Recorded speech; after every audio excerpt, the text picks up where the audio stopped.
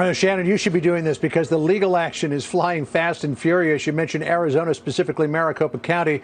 The Trump campaign has filed a lawsuit alleging that many in-person votes were rejected because people who came in to vote and accidentally overvoted, that is, voted accidentally for two people for the same office, were rejected as opposed to being allowed to correct their ballots. So we got one lawsuit on that front.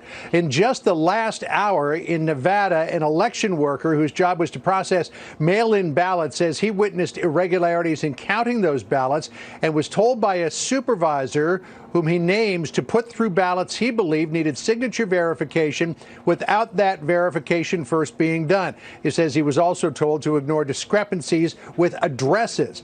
That worker has sworn out an affidavit which has been sent to the Department of Justice here in Washington. A Trump campaign attorney says of that, quote, "The affidavit makes clear that we're not dealing with oversights or sloppiness.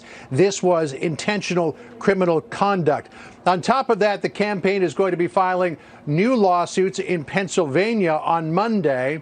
Rudy Giuliani says that he believes that there are 135,000 votes in Pennsylvania County and about 300 and some odd thousand votes in Allegheny County that were put through without being inspected first. And then there's another new lawsuit that is going to be coming in Nevada, probably Monday morning as well, which is separate from the affidavit from this election worker.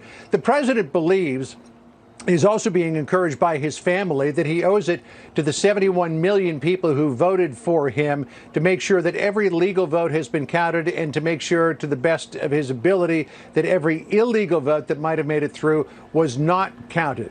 Now, everybody's wondering what might happen with the president eventually. I'm told that when he goes through this legal process, and there's also recounts involved as well, Shannon, and comes out the other end, if there is no path to a second term, then the president will graciously concede and he will cooperate in an orderly transition of power. But it's a long time before we get there, and somewhere along the line, you throw enough spaghetti against the wall, eventually one piece might stick, and the president could find a path to another 4 years. But we're a long way between now and that point. Yeah, still the case pending before the U.S. Supreme Court. And again, to remind people, Al Gore fought, as he had every